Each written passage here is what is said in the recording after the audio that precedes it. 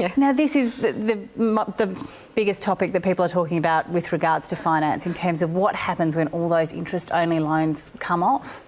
Yeah, absolutely. I mean, we're seeing a change in the lending environment currently, and that's, obviously that means that things are changing for homeowners and also investors. We're seeing that it's a lot harder to extend your interest-only periods and certainly get interest-only approvals, which has traditionally been the preferred option for property investors to have their investment loans interest-only. So it's going to be a really interesting environment moving forward as it becomes a bit harder to extend those interest-only periods.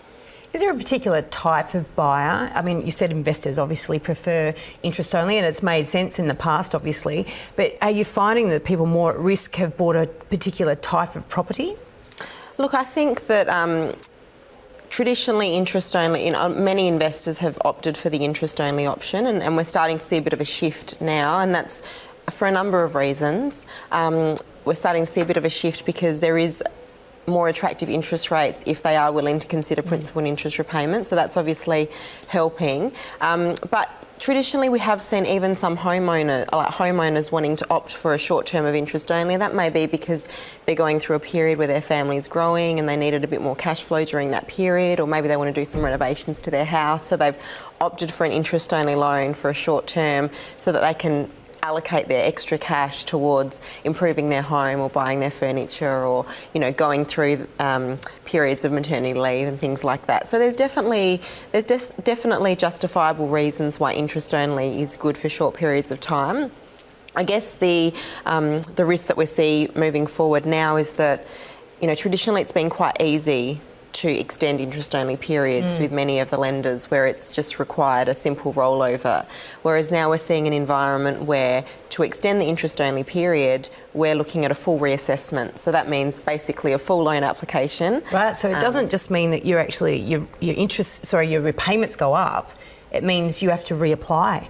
You actually, if you want to extend your interest-only period, if you're quite comfortable to revert to a principal and interest repayment at the end of your interest-only term, then there's no need to do anything. But for your average mortgage holder, how much will that repayment change Yes, by? and that's the interesting thing, because a lot of people don't realise that, let's say you get a 30-year loan term, and let's say, for example, you've had 5 years interest only, and then your loan will revert to principal and interest. That means you'll be paying principal and interest over a 25-year term. So if you're paying principal and interest over a 25-year term, you might see a 30 to 40% increase in your repayment when you go from interest only to principal and interest. But where it's going to start to get tricky is where you've got some borrowers who have extended their interest-only periods. Like, for example, there would be some investors that maybe originally took out a 30-year loan term and have renewed their interest-only periods a couple of times, and maybe at the time when it reverts to principal and interest, they've only got 15 years remaining on their loan term, which means that they then have to pay the entire principal over a reduced 15-year term, which means their repayments could probably more than double. Wow. So you're talking about a big impact to cash flow. And that's what all borrowers need to be aware of, and they really need to understand, well, when is their interest-only period going to expire, and what is their remaining loan term going to be, to work out how much is their repayment going to jump, to ensure that they can still comfortably afford that increased repayment in their cash flow. It's still discretionary to a point for the banks, isn't it? As you said, you can renegotiate and extend that interest-only. Well, it's actually getting harder. With everything that's going on with the Royal Commission, banks are definitely tightening up on policy. And it's fair to say that your borrowing capacity, everyone's borrowing capacity has substantially reduced from what it was 12 months ago to what it is now. And that's because of a number of policy changes that the banks are making.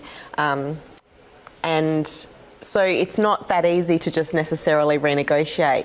If you are in a really strong financial position and you have the borrowing capacity to renegotiate your loans, then absolutely that's an option for you. But there will be a few people that will struggle to be able to reapply for the same debt levels that they currently have. Well, the main reason that people were doing it, though, was that they could go and borrow more money and buy another property, though. Yeah, not everybody, but obviously many investors were doing it that way. It kept their cash flow available so that they could then increase their borrowing. So I guess if you've overextended yourself, you know, there's a huge amount of risk associated with that, right? Yeah, well, I mean, it's interesting that you have that angle that definitely, you know, having the interest-only loan does free up some cash flow, but it actually tightens your servicing capacity. Because when you're borrowing money and you're applying for an interest-only facility, when the banks plug that into the servicing calculator, when they look at your servicing capabilities, they're actually calculating the principal and interest over a shorter loan term. Right. So actually applying for interest-only loans and having long-term interest-only periods is actually reducing your borrowing capacity. So whilst it does help with your cash flow, from a day-to-day perspective, it's actually tightening your borrowing capacity from the bank's perspective.